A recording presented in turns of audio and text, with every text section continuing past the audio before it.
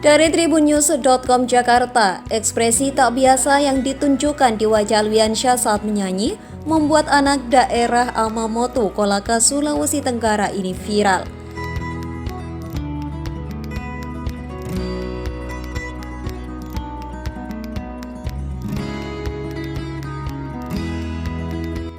Kedatangan Alwi ke Jakarta karena diundang salah satu stasiun televisi swasta, membuat banyak orang berlomba untuk mengajaknya muncul di berbagai acara televisi hingga konten YouTube.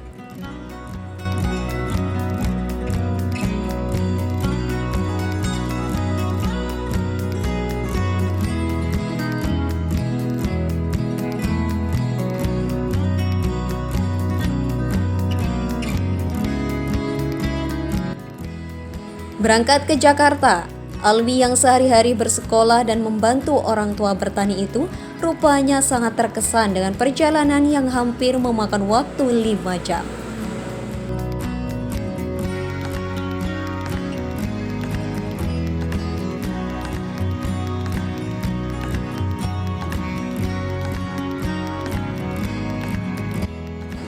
Perjalanannya dengan pesawat itu merupakan pengalaman pertama Alwi naik pesawat, sekaligus menjadi pertama kalinya ia menginjakkan kaki di kota Jakarta.